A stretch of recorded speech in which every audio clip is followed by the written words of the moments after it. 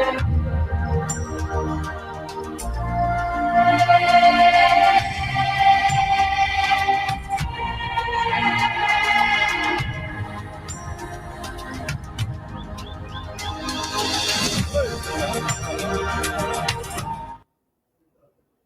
evening and welcome to tonight's Undaunted, bringing into the news on show stories. I am Onyi Okbala. Let's begin.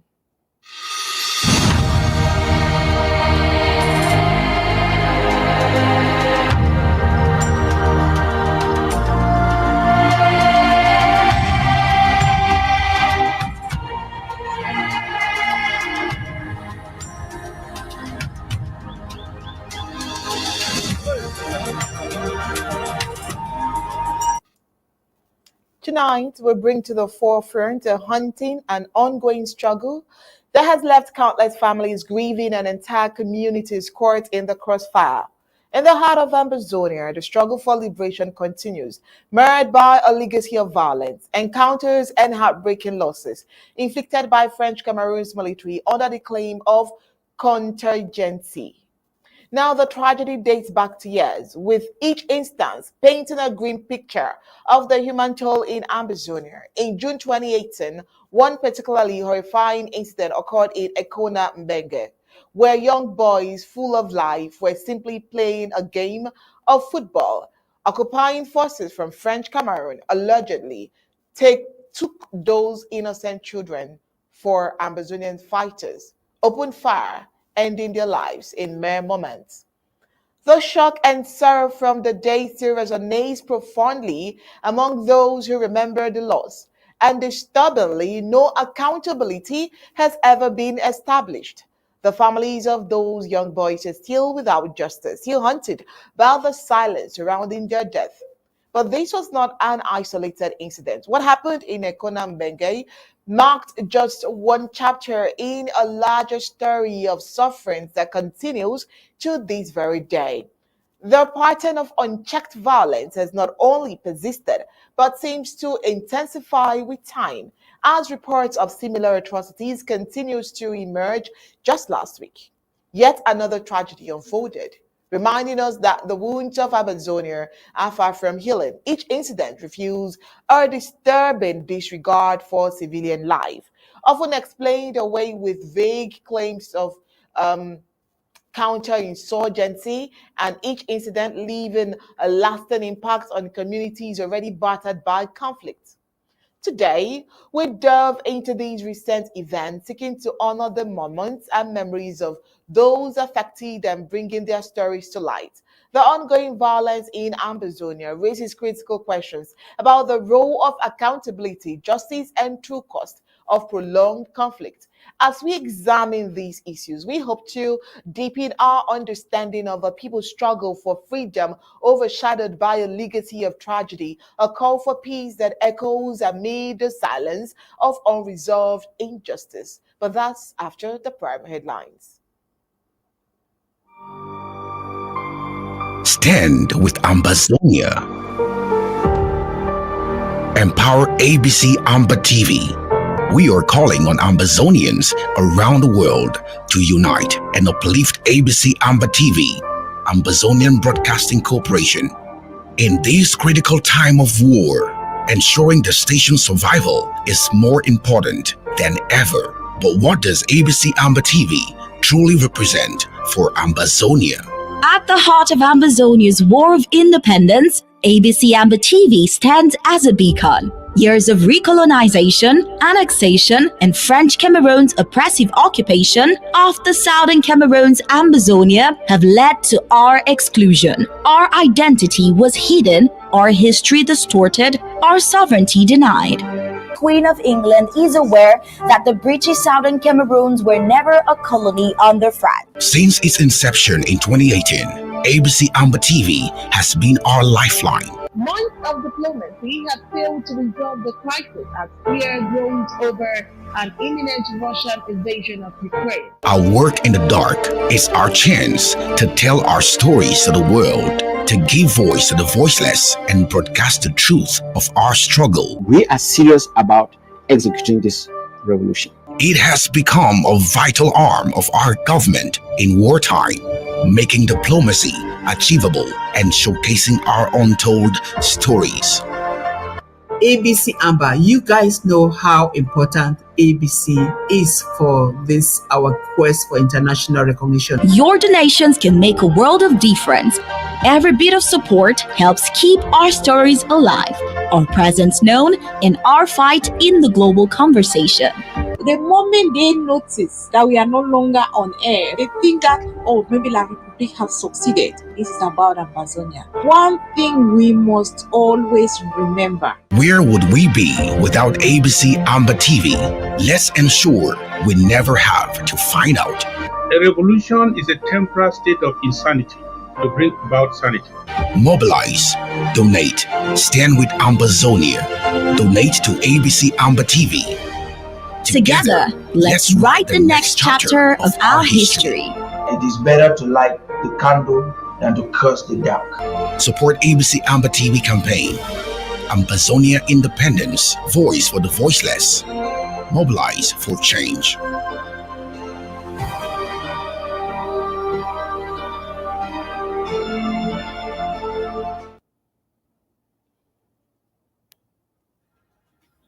Here are the prime headlines for tonight. We're going to take a look at the advisory issue for Biya County. Well, residents has been advised to participate in no political festival in Nsoland. Also tonight, abducted Colonial DO for Idabato still in captivity after 31 days. After promising abductors tough time, Bilai has kept mute. Ambazonian government condemns French Cameroun civilian killings. Ambazonian moment out missing La Republique to Cameroon's leader. All right. On the African scene, we're going to look at their on the foreign scene. I beg your pardon. Bill Clinton has hopes and fears on what comes after 2024 for the country, the party, and himself. Meanwhile, on the African scene, social media blackout in Mauritius, political implications, and public outcry surrounding the pre-election clampdown. Now, let's get into the full briefings of tonight's Undaunted.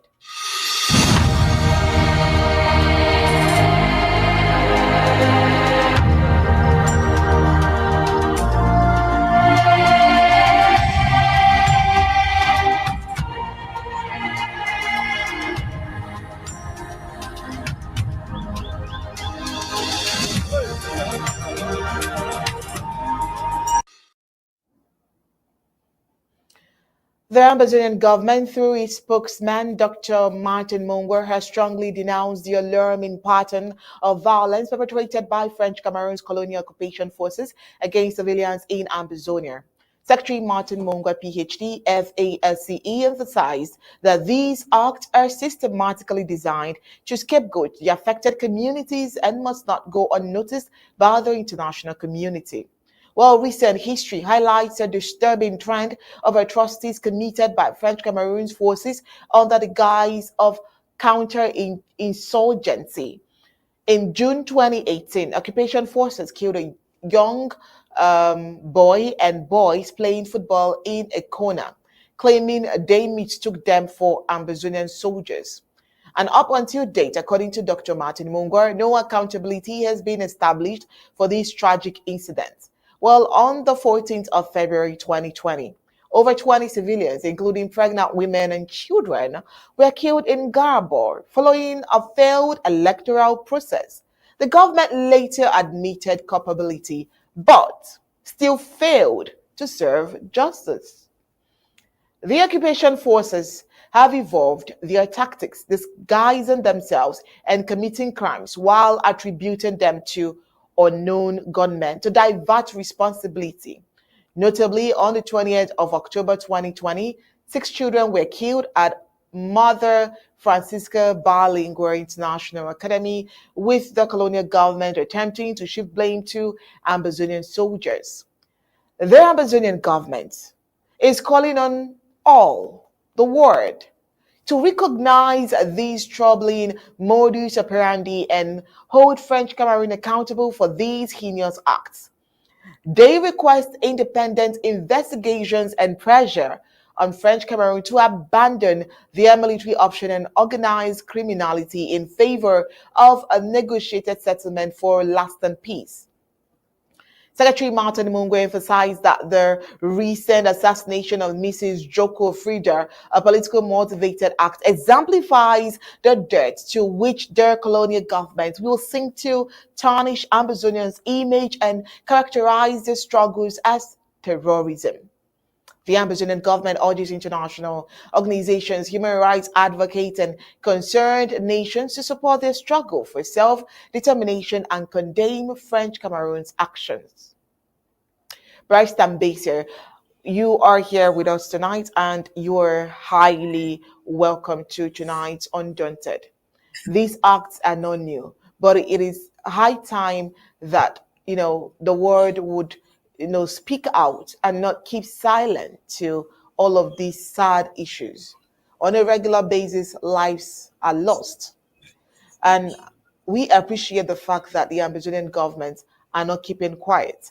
Time and over, they come out, speak out, so that the world can hear them. What would you have to say about this? Well, I would say that as a rule, it is our duty, Ambazonians, to cry our own death, to mourn the people we've lost. Even if your neighbor does not want to come and join you in the cry there, it's your duty to cry. And so what has been going on for the past 8 years is palpable, it's terrible. Terrible that we feel the pain, but more terrible that even our own closest neighbors say nothing. We turn a blind eye to it. And so all what has happened to us in the past 8 years, be in Garabu, Ekona, Kumba, they're just symptoms of what has gone on. Those are the major headlines. But inside the headlines, there's more than that. It has progressed from outright murder to legalized criminality committed by the government. This criminality includes killing people with impunity. It includes stealing from people using uniforms, in other words, legalized stealing. It includes, among other things, legalized torture, symbolized, for example, by what they call kale kale. Because I've said here many times before, kale kale is illegal. And when they do the kale kale, they invent crimes. What's the first thing they ask from you? They come and wake you up from your bed, and they ask you, carry you in their truck to somewhere, and ask you to produce an identity card. There is no law in Cameroon, to the best of my knowledge, none, that says that when you go to bed, you should carry your identity card to bed in your room. And so when they take you there, I ask you to produce an identity card, which is almost impossible even to get it, even if you're outside there. You don't give it, they keep you there for days, torture you, and extort money from you, which is theft, legalized theft. And so it is a duty of Ambazonians, especially our communication department like Dr. Mongwa, to remind the world that silence before crime, silence before violence is not an excuse. We will continue to repeat it, sing the song, dance the choir until the world will listen to us. If the world will not listen to us, we'll continue to fight, and God will set us free. Because, as you said, if you see the pattern has become so terrible that they have sold this idea, legalized criminality sold to Ambazonian communities. And what the communities doing is fine from one community to the other. The people are asking for them for Yaoundé to come and set up bee camps in their villages. What are they doing with the military camp in the village? What are they coming to do there? Anything military. The military's role everywhere in the world is to defend the borders, not to come and settle in villages and steal women for nothing, steal your cocoyams and your chickens and eat. And so they have bought into this mentality of bring us the bee, as if the bee were a sign of development. Whereas the bee are a symptom of torture because all crimes have been committed, blatantly or covertly, are committed by the bee. And so you have bought into this idea, inviting your only to bring some bee camps in your village. And when they come with them and put all that in and put their colonial tormentors amongst you, you celebrate and even cut a cake. And so this is terrible, this is unacceptable by us, it is unacceptable by any international standards wherever they are found. And so there's not so much you can do. There's only so much they can continue to do. Because they will come at a time that will be answerable to it. Just before I came up here, I saw a news item from the International Court of Justice at The Hague concerning Israel, that for the past several years, decades, since 1947-48, they've thought that they are above the law. They have destroyed Palestinian homes and put their houses there. They have forced the people to live in tunnels. But what has the International Court said today? The International Court says, look, all your settlements in Palestinian land are illegal. Palestine is entitled to the right to self-determination, and East Jerusalem is supposed to be the capital of Palestine, not part of Israel. This is about 40, 50 years after Israel went into it. I just bring this story to say, look, Cameroon can go free. They'll go free for some time, but they're not going to go free all the time. Because there's nowhere to hide when you commit crimes. There's no shelter to take with a criminal umbrella. You burst through that umbrella and you're going to be held accountable. And so thank Mr. Mongo for reminding us. Thank Ambassadors for listening to us. At the end of every war, there's the slide at the end of the terminal. We'll get out of this nonsense. And all this and that will still become history. Over to you. All right. Thank you so much, Barrister Mbeseha. Well, that's not all that we have tonight. We still have the report of the Colonial deal that has been abducted for a month and a day. And it's really surprising because the Ambazonian communities are wondering what is happening. Why is La Republique de Cameroun silent about this particular act? Well, the colonial administrator who are zealous in Ambazonia must sit back and have a rethink. The question is, where is the abducted deal of Idabato? The colonial administrators who are overzealous in Ambazonia must sit back at this point and have a rethink, to rethink about their lives. Do their lives matter? The question is, their lives do not matter to the La Republique de Cameroun government as they think, because they will be replaced or forgotten the moment they can no longer deliver.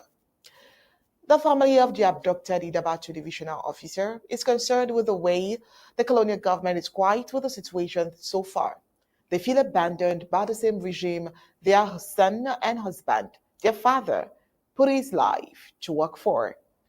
It has now been 31 days since the colonial divisional officer of Idabato, Iwane Roland, and their colonial stores, accounted of Idabato Council, Etongo Ishmael, were kidnapped in a nighttime raid by armed pirates.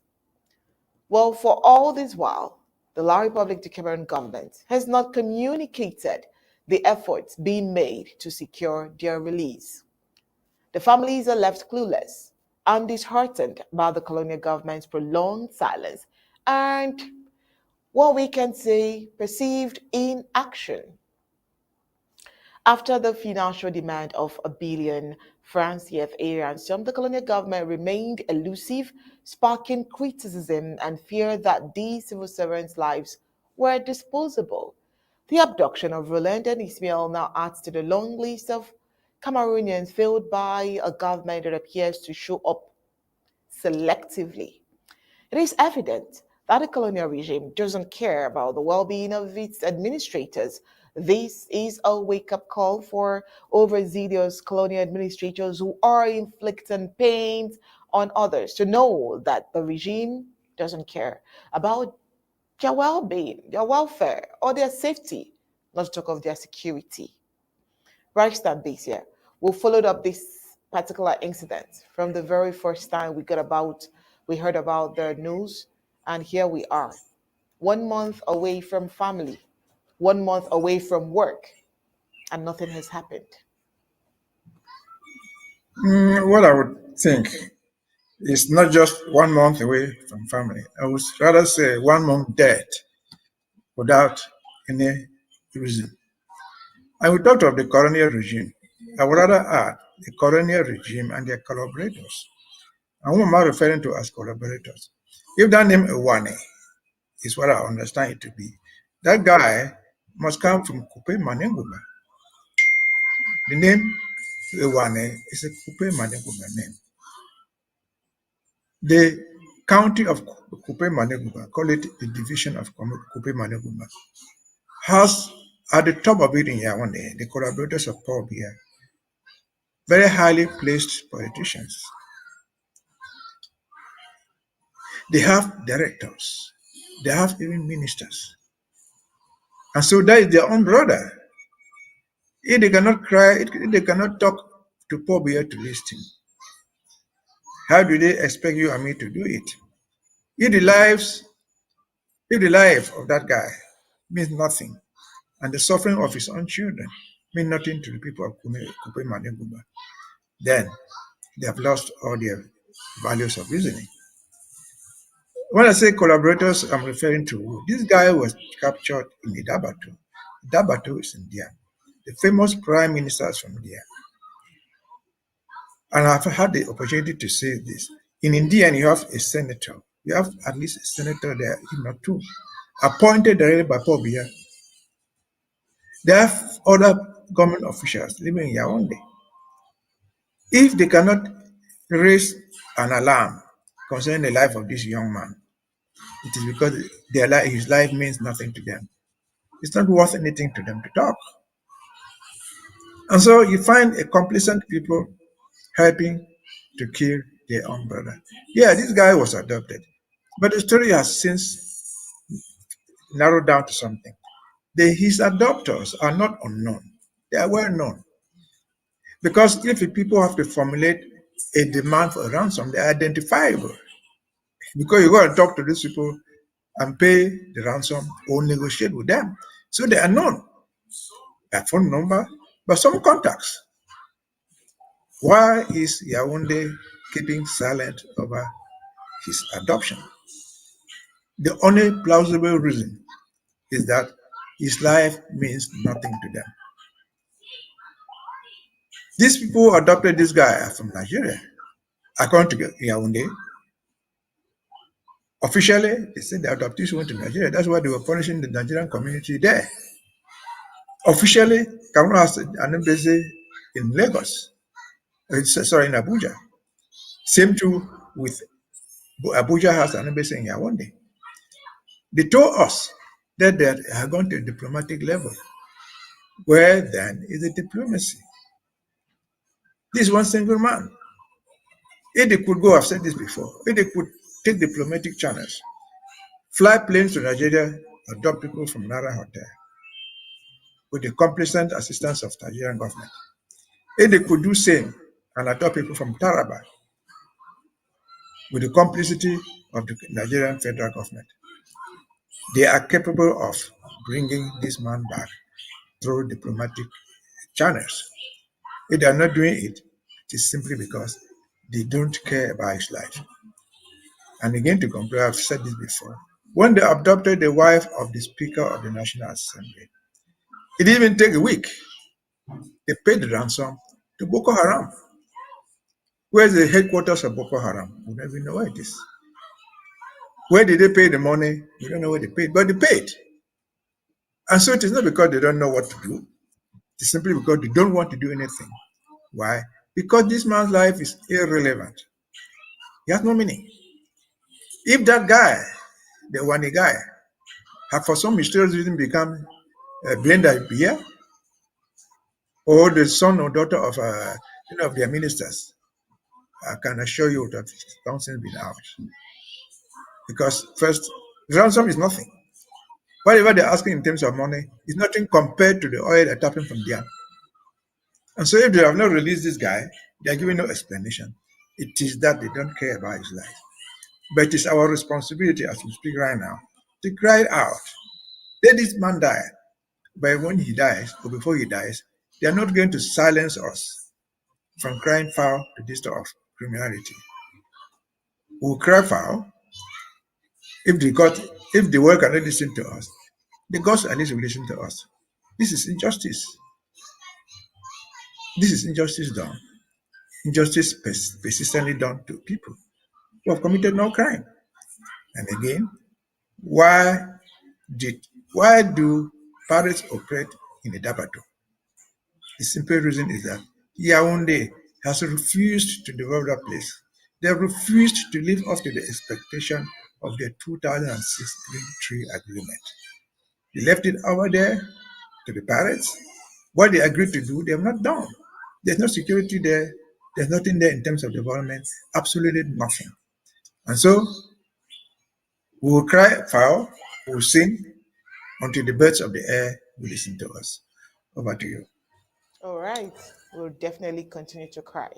Well, that's not just that. We have this adversary issue for Biya County residents. So, in a recent statement from Biya County in Soland, a strong advisory to residents was issued, cautioning them against participation in any politically inspired gathering in the region. We all know the Ambazonian stand on anything that has to do with politics. Well, the advisory specifically targets events perceived as politically motivated, urging their civilian population to distance themselves from such activities, which local leaders view as a potential strategy to undermine community interest. Leaders of self defense groups in Biya County warn that any civilian who chooses to engage in these politically charged events may face repercussions. They have set a fine of 500 francs for attendees, emphasizing that those who ignore these advisory do so at their own risk. Security measures will include blockades and entry checks at key access points into Nso, including the Leap Bear, the Tatium, the Oku, Lasim, and Bamenda. The advisory is grounded in concerns that certain political gatherings might be orchestrated with support from their central government in Yaoundé, with their intent to project an image of stability and normalcy. Community leaders in southern Cameroun, particularly in Biya County, cautions that these events are likely backed by local chiefs and officials seen as aligned with the central government, whom they allege have interests that may not represent those of their local population. Well, some part of the statement reads that any festival or event with political motivation should be treated with caution. Leaders caution that certain gatherings, even if it's labeled as cultural, may serve as a political agenda, using the influence of some traditional leaders and officials to promote attendance. So the statement reiterates a ban on any political festival, cultural political gatherings, or events seen as tools to reinforce central control over the southern Cameroon's territory. Locals are urged to avoid any gatherings organized with political support and to remain vigilant against participation in events that might distract from the current struggle for autonomy. Self-defense leaders emphasize that these directives aim to safeguard the community and maintain focus on the goals of the government and the movement. Bryce Mbeseha, Ambazonian community and Ambazonian government reiterating their force, but this time especially for Nso. Why would you think this is directly to Nso at this point? Well, I think we'll have to continue telling the truth because we do not need all this explanation. Last week, I said that the Nso man was one of the best educated people in the world of Cameroon. I mentioned Fanlam. I said the Nso man is one of the most powerful people in Cameroon. I mentioned Wiba. who told them that they insult people are the warriors. They call them the insult warriors. I told us that the insult people are one of the culturally sensitive people in the whole of Cameroon. And I gave the example of how the late founder of South compared Ahijo to move from his presidential limousine to visit him in the palace. So these are people who know what they are supposed to do. But the question is, why happening now? Just last week, President Paul Biya, sitting in Kumbo, where he has his direct agent who represent him live, issued a communique banning masquerades. A cultural manifestation in some or any cultural group in Cameroon, Ambazonia in particular, without masquerade is not a manifestation. So the president of Cameroon, sitting in Kumbo, had issued this order banning masquerades. Earlier than that, the colonial headman of Biya in the name of Tanganji had banned the use of den guns and cutlasses all over Ambazonia, including Bui. So what are they coming to celebrate there? One thing I'm sure is that the fun will come. And the fun, if you want to come, is going to come in an armored car. Since when did our fun travel to their cultural events in armored cars? So I suspect, and I think we're right, that it is a ploy to identify the people are two ploys. One, when the people come, if they do come, they will stand in the crowd, they will take pictures with the phone, with the Colonial deal and the rest, and take it to Yaoundé and take it to France. Normalcy has returned. This is where the war has been fought. Everything is over. This is us in Banso. I don't know how many of you are old enough to remember Paul Biya in the 1990s, after the ghost towns and whatever thing went on in the 1990s. Paul Biya could not get out. Then he suddenly surfaced in Douala, and standing up on the platform, he announced, "Moi voici même à Douala." This is me here in Douala, where he thought I could not come. Douala has returned to normal, he said. This is exactly what they are trying to do with Kumo. But good enough, I think the spokesperson for the ASA in Bui has put out a warning. You go there at your own risk. We had put out this warning before. There is nothing to celebrate in the name of Yaoundé. They give you money. You take their money at your own risk because you will die. Nobody has ever taken money from that group and gone free without doing their will. That's the game.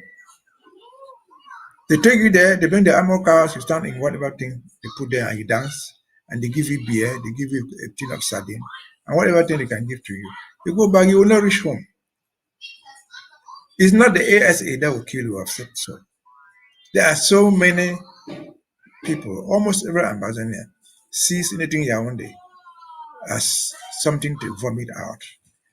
And so they will take you out of the scene for cooperating with these criminals who have done everything to destroy you as a people.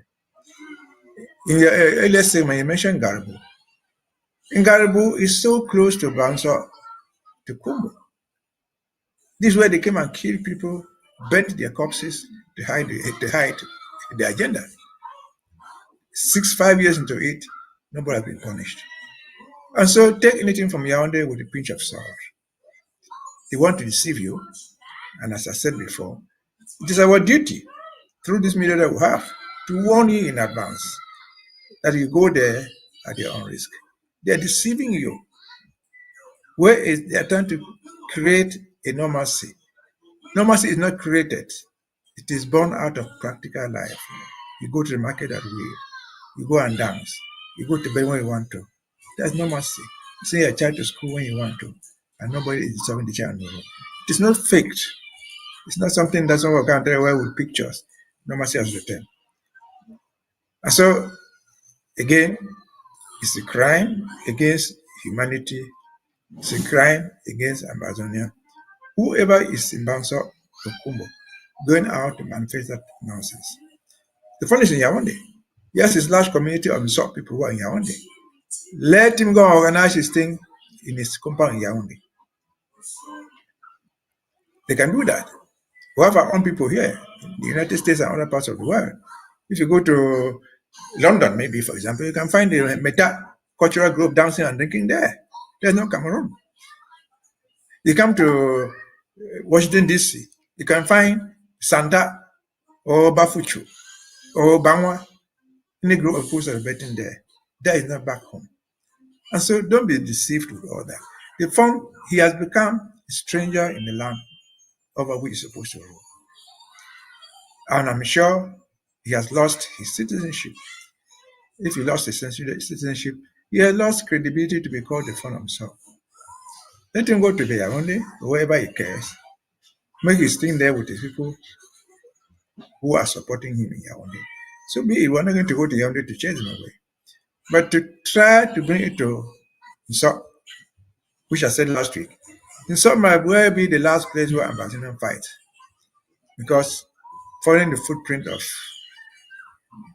Wilbur, will fight, at least Nsop, will fight there and make sure we defeat them. Even if they bring all the army from France to join them, they are going to be crushed.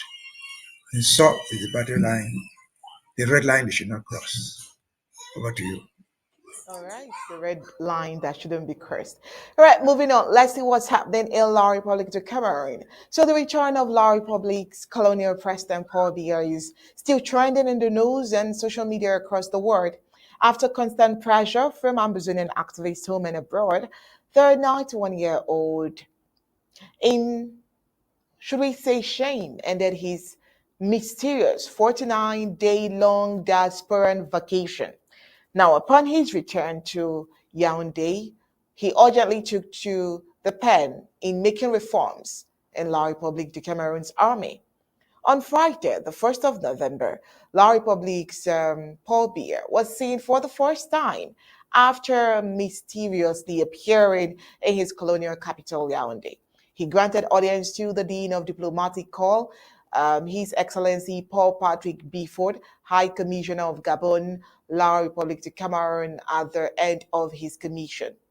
While La République de Cameroon and its colonial administrators in Ambazonia have been crumbling the state's economy, the colonial master, who had disappeared without reason, lacked the courtesy to explain to his people where he was coming from, or even the state of his health. The Ambazonian government took matters into their hands alongside other anti-Paul Biya regime activist groups like the Brigade Anti-Sardinats, and successfully dragged him out since 1982, out of the hiding. Now, back to base. The 42-year-old power-gripping man, his main concerns have been to make a series of appointments in his colony, while innocent Ambazonians are rotting in cells in La République de Cameroon. Paul Biya is busy coming up with strategies to keep himself in power. The immediate military appointments at their Ministry of Defense and the State Defense Secretariat in Yaoundé, La République de Cameroon's political capital, is approved that the colonizers are on a hot seat. Well, according to public judgment, this has exposed the fear that is lingering in the corridors of La République de Cameroon's disunity palace. This action has not left the citizens of La République de Cameroon indifferent. A vast majority are intrigued and do not seem to be able to wrap their heads around the fact that their president's priority is geared towards signing decrees upon decrees, upgrading and appointing more colonial people into their criminal defense force. Biya's appearance leaves many questions on matters of priority as to what concerns the fate of their citizens, what are the people's interests, what have been their struggles, and what is their interest. Well, Barrister Mbeseha, after how many days in hiding, he comes up just to make decrees upon decrees. I really wonder how La République de Cameroon, how they are faring at this point. The Republic of Cameroon has to live with the reality of what they have created themselves. Paul Biya is their own creation. They allow him to do all that. As far as his age is concerned, everybody knows that he's a man 92, 93, if not 100 years old. That's acceptable. Nobody denies that. He himself gave his age. He's a very old man. Health-wise, he's a very sick man. We're not inventing it. The past 5, 7, 10 years, on record, Paul Biya has spent all his time outside in the hospital in Switzerland, publicly. When he goes out, he says, I'm going to do a medical checkup. So a man in his in the 90s, frequently in the hospital, is a dying man. There's nothing you can do about that. A man aged 90 and above, often in the hospital, you're lucky to go there 3 or 4 times, that you're not physically completely dead. You're no longer, you're a living corpse. That's a fact. And so we'll go to the fact they pretended coming back and signing decrees. We saw videos of something orchestrated to mean his return. And I said to some people, the next day you're going to just wash out. Decrees are going to come out. And decrees have been coming out ever since. But it's not the fact that decrees come out. Go to the content of the decrees. Where is the man appointing? The majority of decrees are appointing his own people, mostly the Bulu, the Betis, and the Ekans, into strategic positions. Adipo of Cameroon, from the north, from the west, from the south, and so on and so forth. Are they not aware of this? Of course, they are aware. And I say they get what they deserve. And so, if you call it a decree, so be it. Because what is a decree? What is the president's signature in the first place? You believe that Paul Biya sits down and take a pen to sign that thing? It's a signature engraved in a stamp. So anybody can stamp that thing there. It becomes a signature. Even if he didn't sign it, what's the problem there? They've allowed him. He put out in 2019, he put out a decree where he said he had surrendered the whole administration, his political administration, to somebody else called the Secretary General. And only for that guy, that's the guy who determines what he would sign. Therefore, he is the president and he is the vice. But the job function, it is he who decides what the president will sign, not the president deciding what his Secretary General will sign on his behalf now. So he has surrendered all this authority. Are the people of Cameroon not aware of this? They are aware of this. They are intellectuals. They are also politicians. Why are they keeping quiet? Why are they allowing you and me to be talking here? Are they still toothless that they cannot take out this man in any form or shape? If they are so toothless, so be it. That's their weakness. That is one of the reasons why we don't want to belong with them. Because you cannot let somebody pop a finger into your eye, you pretend not to see, he pops the second finger into the left eye, you become blind.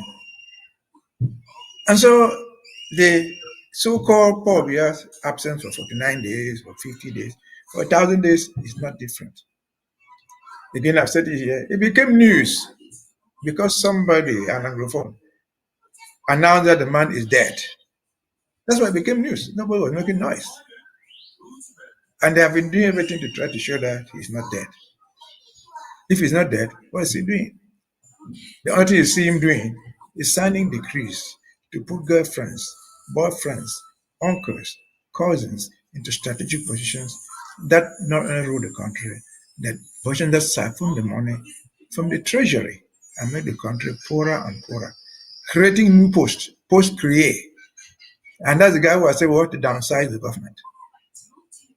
And so it is an unfortunate thing for any nation in the world, in general, and for any nation called themselves the neighbor of Ambazonia, because their death will spill over to our own land, to ever be that of a leader. It's very, very unfortunate. We should never have been there, as I've said all the time. But we are there. I have to get out of it. Whether the cops rules Yaoundé or not, it's not a problem.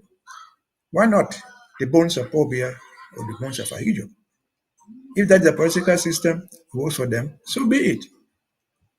But that is not what we sign up to. That is not what we want to belong to. And so we've told them goodbye and we've said goodbye for good. Over to you. All right, and that's how we'll definitely follow up with that report. Thank you so much, Barrister Mbeseha. And is at this juncture would let you go. Tomorrow is another day, and would definitely have you tomorrow to analyze all of the topical issues that will be on the front burner. Thank you so much for being part of Undaunted tonight. Thank you. All right, so coming up next is news across Africa.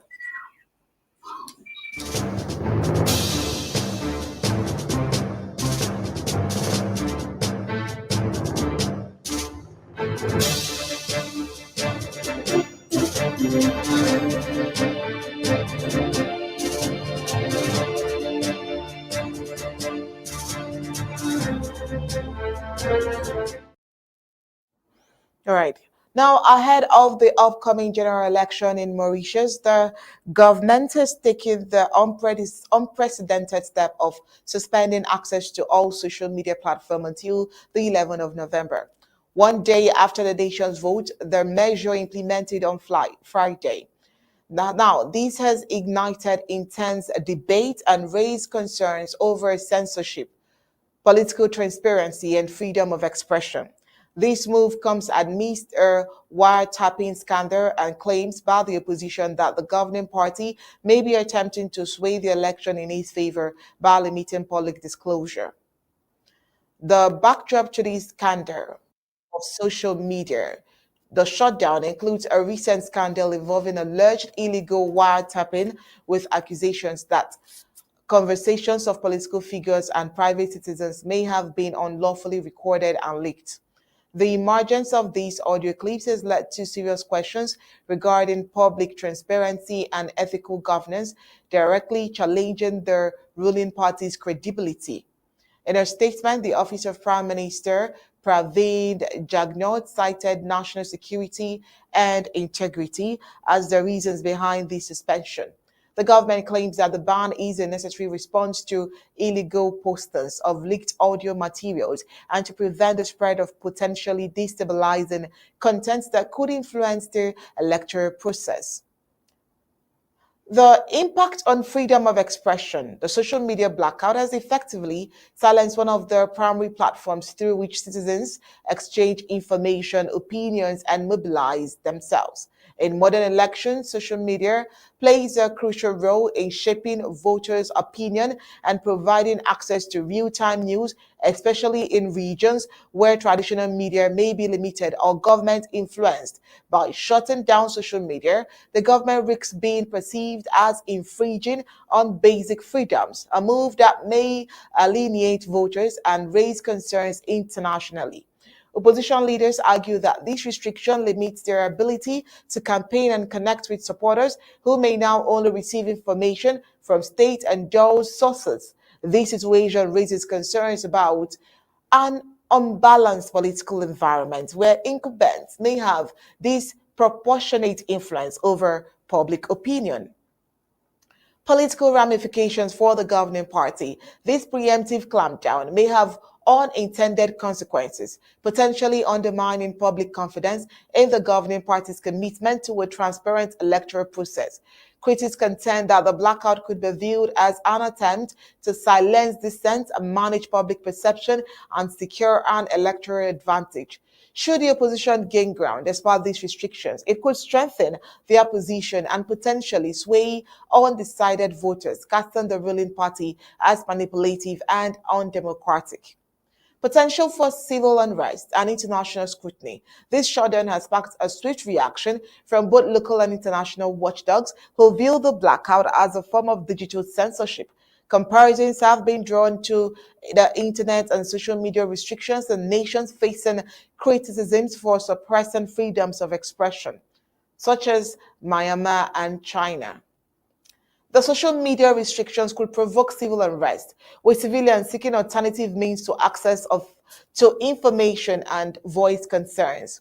While international bodies include human rights organizations and neighboring countries may take these as a signal of political instability, potentially impacting Mauritius' diplomatic future.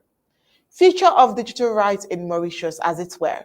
So the case in Mauritius underscores their delicate balance between national security and digital rights. The restriction sets a concerning precedent for future governance, where internet shutdowns may become an accepted response to political crisis. In an increasingly digital world, such decisions could have long-lasting impacts on Mauritius' global standing as a democratic nation. The social media blackout in Mauritius represents a significant turning point in the nation's political landscape, raising complex questions about democracy, transparency, and digital rights. As the general election approaches, the outcome and public reactions will likely deal with the nations. Coming up next is news across the globe.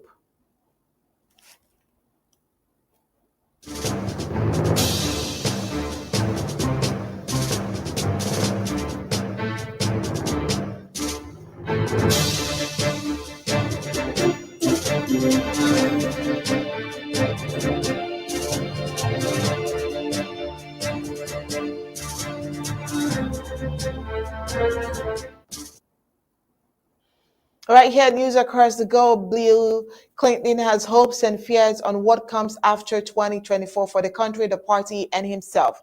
Let's get what he said. We can establish a flowing system of lifetime learning that all of us will be able to access. That's what I think is most important. But the most important thing is not to give up on kids before they get started. And then the second most important thing is not to let people use economic and social and other disadvantages as an excuse not to learn. Well, Bill Clinton is sharing his thoughts on the 2024 presidential election and its fascinating. He believes Kamala Harris will emerge victorious and that the economy will experience significant growth due to Joe Biden's decision, which will start to manifest after a short lag. Clinton praises Harris as a problem solver, particularly impressed by her plans to tackle price gouging and affordable housing, her proposal to have the federal government build more housing in an ideal he hasn't considered before. Clinton also takes a jab to Donald Trump, saying he spreads blame like a John Deere spreads manure. Now let's cut to the chase. I am too old to gild the lily. 2 days ago, I turned 78, the oldest man in my family of 4 generations. And the only personal vanity I want to assert is I'm still younger than Donald Trump.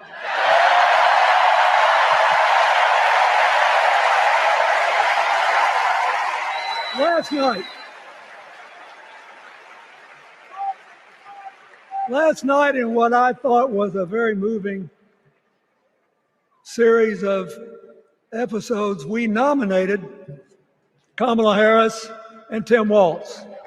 And just think about that. 2 leaders with all-American but still improbable life stories. It could only happen here. Their careers, after all, started in community courtrooms and classrooms. 2 leaders who spent a lifetime getting the good job done. Now, one of the things that I've noticed over my increasingly long life is that a presidential election is unique in several ways. First of all, it's the greatest job interview for the greatest job in the world. Secondly, the Constitution says we, the people, get to do the hiring. And the third thing is that every 4 years, we get to change the requirements for the job. So here's what I'm thinking.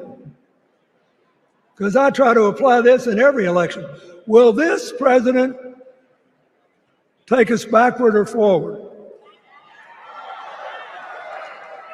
Will this president give our kids a brighter future? Depends. Will this president bring us together or tear us apart?